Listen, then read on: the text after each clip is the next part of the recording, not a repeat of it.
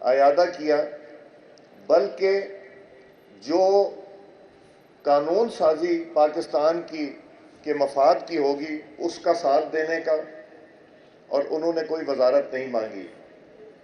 M Q M وہ بھی پاکستان مسلم league نون کے وزیر اعظم کو انشاءاللہ سپورٹ کریں گے، اور کاف لیگ اور آئی پی پی بھی اس کا حصہ ہوں گے، اور تقریباً 200 کے قریب نمبر پہنچ جائے گا قومی اسمبلی میں، جو کہ پاکستان کو مشکلات سے نکالنے کے لیے انشاءاللہ ہر ممکن کوشش کریں گے۔ یہ میں ضرور آپ کو بتا دوں، جس طرح الیکشن کیمپین میں بھی ہم ذکر کرتے رہے کہ پاکستان اب نقصان نہیں اٹھا سکتا، اور میں پہلے بھی یہ کہتا رہا اور میں اب بھی کہوں گا، میری خواہش یہ ہے اور سعد بھائی کی بھی خواہش یہی ہوگی، اور شاید سب جماعتوں کی خواہش یہی ہوگی کہ مل بیٹھ کے جو پاکستان کے مفاد کی چیزیں ہیں اس کے اوپر ایک ہو جائیں، معیشت کے اوپر، دہشت گردی کے اوپر اور مختلف چیزوں کے اوپر بیٹھ کے ان پہ سیاست نہ کی جائے، اور اگر سیاست کرنی ہے تو وہ ایشو کی سیاست کی جائے۔ گورنمنٹ کا کام ہے کارکردگی کرنا، اپوزیشن کا کام ہے تنقید کرنا، مگر تنقید بھی وہ اچھی لگتی ہے جو ایشو بیسڈ ہو۔ کارکردگی کے اوپر تنقید کریں، مگر جہاں مفاد آ جائے پاکستان کا وہاں ہمیں ایک ہونا پڑے گا۔ یہ میری خواہش ہے، اور میں سعد بھائی کے ساتھ مل کے ہم کوشش یہ ضرور کریں گے کہ دلوں میں نرمی پیدا کریں، غصے، جھوٹ اور دوسروں کو الزام تراشی کے بجائے ہم سب کو جوڑیں، اور پاکستان کی خاطر جوڑنا چاہتے ہیں۔ پاکستان ہے تو ہم ہیں،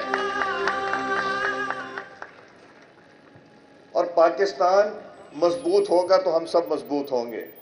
ہماری سب کی سیاست پاکستان کی ترقی کے ساتھ منسلک ہے، تو اس لیے ہم اپنا رول ادا کریں گے۔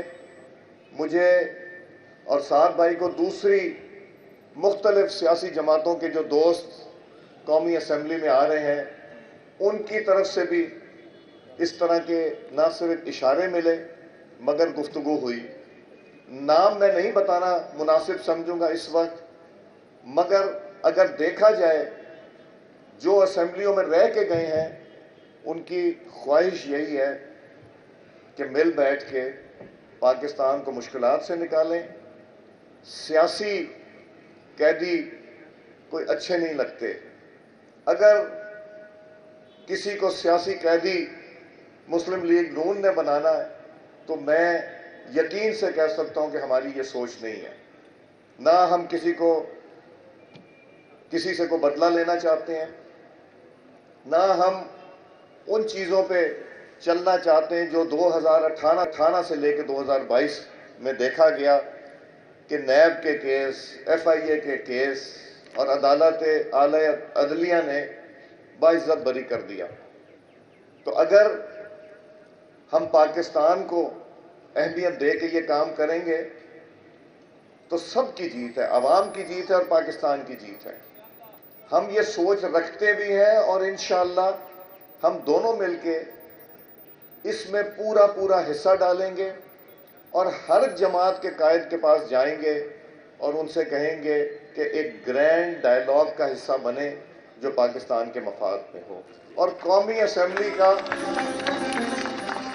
اور جو بھی قومی اسمبلی کے اسپیکر بنیں گے ان کے سامنے ہم التجا رکھیں گے کہ آپ یہ انیشیٹو لیں، آپ سب کو اکٹھا بٹھائیں اور ہم سوچ کا نام پاکستان رکھیں۔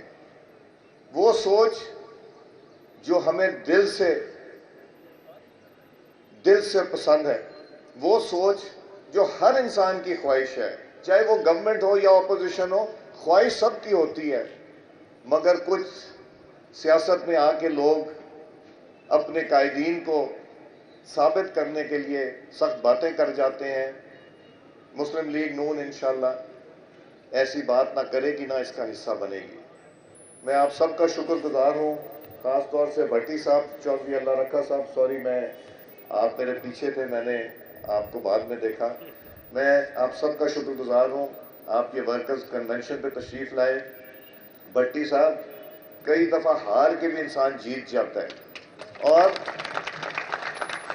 اگر آپ دلوں پہ راج کر گئے خدمت کے ساتھ تو یہ اصل جیت ہے. ضروری نہیں کہ آپ اسمبلی میں جا کے کام کریں، اسمبلی کے باہر بھی کام کیا جا سکتا ہے. اور آج کے اس ورکر کنونشن سے یہ ثابت ہو گیا کہ ہماری ٹیم سعد رفیق صاحب کی قیادت میں گھر نہیں بیٹھے گی، انشاءاللہ خدمت کرے گی، اپنی جماعت کو مضبوط کریں گے ہم انشاءاللہ. اور لاہور، اس حلقے کو، لاہور کو، پنجاب کو اور پورے پاکستان کو خوشحال دیکھنا چاہتے ہیں. میں آپ سب کا شکر گزار ہوں. بہت مہربانی بھٹی صاحب، سعد بھائی، بہت مہربانی اس ورکر کنونشن کی، اور انشاءاللہ یہ سلسلہ جاری رہے گا. شکریہ.